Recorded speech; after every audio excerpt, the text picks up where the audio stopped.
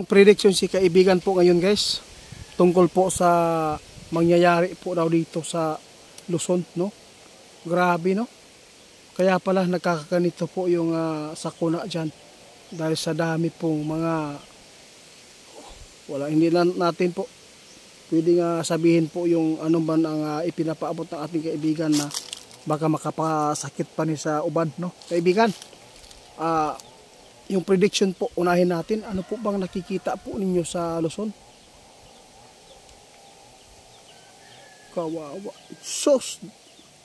Guys, meron pong hinulaan si kaibigan ngayon sa mangyayari dyan sa Luzon. Sabi po ng ating kaibigan, iti masama talaga ang aming nakikita dyan sa Luzon. Bakit po kaibigan? Ano po bang prediction na yan? Psst, nako. Guys, kitang-kita ni kaibigan guys. Maraming mga tao dyan na mahihirapan po na makarecover dahil sa kalamidad. Marami daw ang kalamidad ang masasagupa nyo. Before po natin. Sus, Diyos ko po. Nakakalungkot po itong prediction ni kaibigan guys, no? Sabi po ni kaibigan guys, balikan ko nalulungkot po siya sa nakita po niya doon sa Luzon. Labi na karon guys na ang Luzon mata ng mga kalamidad, mata ng bagyo, baha. Marami pa daw mga bagyo na masasagupa ng taga Luzon guys. Pero kaibigan, yung Mindanao, ano po ba nakikita nyo?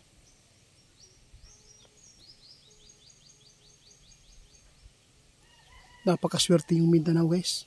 Sabi ng ating kaibigan, no? Nakita po niya dito sa Mindanao guys, kung meron man pong mga trahedya na mangyayari, hindi po tulad po doon sa Manila. Kung meron mang mga kalamidad po dito sa atin, hindi tulad doon sa Luzon guys. Yun po ang sabi niya. Nakikita ng ating kaibigan, hinulaan po ng ating kaibigan. Before tayo marating natin po yung ngayong December, maraming kalamidad po ang masasagupa natin. Yung nangyayari po ngayon, hindi pa tumungtong ng September. Nagpakitang gilas na po ang panahon, yung kalikasan guys. Sus kaibigan, ano po ang inyong maipapayo po ngayon sa mga tao dahil meron kayong impormasyon na nakuha ngayon sa inyong kaharian para naman po makatulong tayo?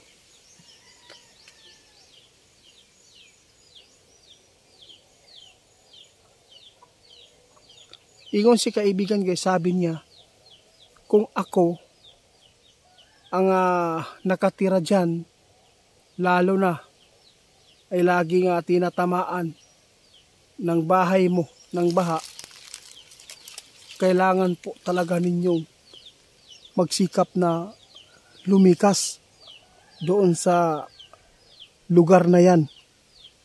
Kasi guys, tandaan po ninyo hinulaan ni kaibigan, marami daw magaganap pa na kalamidad dahil po sa panahon ngayon doon sa Luzon na hindi na ito maganda para sa duwende guys. Yung nakita nila guys, marami pang mga tao maghirap doon dahil sa kalamidad. Kaibigan, grabe naman to. Walang ibang maituro si kaibigan ngayon. Kung gusto po ninyo ng matiwasay, yung tirahan ba na may kasiptihan. Marami pa daw mga safety dyan guys na hindi naaabot po sa Kung wala kayong lupa, yun lang. Yun ang hirap. Nako po. Ito po yung prediction ni kaibigan guys Before po daw natin makamit ang December na to, no? Before natin maabot yan, yung buwan na yan, grabe daw ang mga kalamidad na madadaanan po ninyo.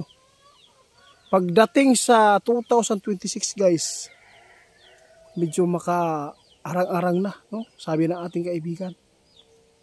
Pero ang mga lindol lang ang ating masasagupa kung tag-init. Yun po ang problema dito kaibigan.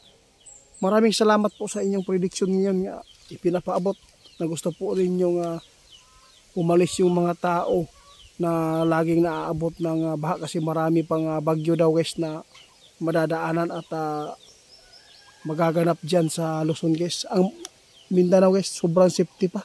Grabe kung meron man ano lang, ilan lang yung nangyayari dito na itala ng mga kalamidad dito sa amin. Kaya salamat kaibigan sa turo po ninyo at prediction po na maraming bagyo daw ang madadaanan pa sa Luzon guys. Hindi pa tayo tumungtong ng September, grabe na. Hindi ito ganito guys noong 2025 at 2024, hindi ganito.